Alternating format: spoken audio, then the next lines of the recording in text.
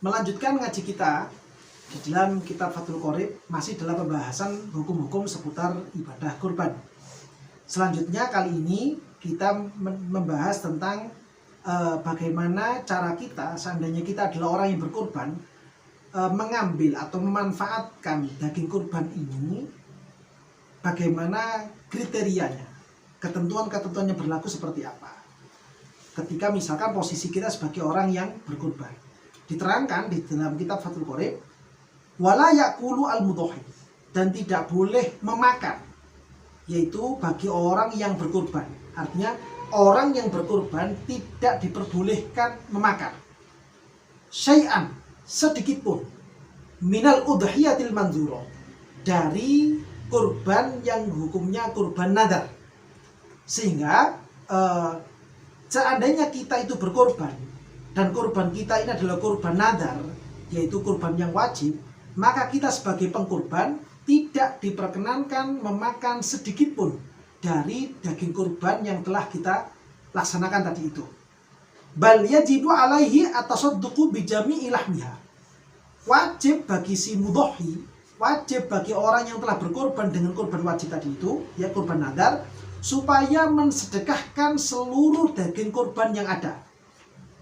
Bahkan keterangan yang ada di dalam kitab Fathul Qorib bukan cuma dagingnya, ai wajildiha wa qarniha, bahkan kulitnya sampai juga tanduk dari hewan kurbannya dan total semuanya ini harus disedekahkan secara keseluruhan. Kita sebagai pihak orang yang berkorban tidak diperkenankan mengambil kulitnya misalkan, atau mengambil tanduknya misalkan, atau mengambil bulunya misalkan, ya kita ambil sendiri. Itu semuanya tidak diperkenankan dikarenakan kurbannya ini adalah kurban nadar. Nah, konsekuensi seperti ini perlu kita hati-hati. Kalau kita itu berkorban lalu kurban kita adalah kurban nadar, maka kita sebagai pihak orang yang berkorban tidak diperkenankan untuk mengambil sedikit pun. Wajib disedekahkan semuanya. Ketika kita sedekahkan, siapakah orang-orang yang berhak untuk menerimanya kalau kurbannya adalah kurban nadar? Maka sebagaimana keterangan yang ada, ketika kurbannya ini adalah kurban yang nadar, maka orang yang berhak atau boleh menerima daging kurban nadar hanya kepada orang-orang fakir dan juga orang-orang miskin di kalangan umat Islam. Selain itu tidak boleh. Oleh karena itu, keputusan-keputusan para ulama dalam pendapat-pendapat yang asoh, pendapat-pendapat yang kuat, kalau kurbannya ini adalah kurban nadar, maka wajib dibagikan kepada fuqara masakin dari warga sekitar di mana hewan itu disembelih.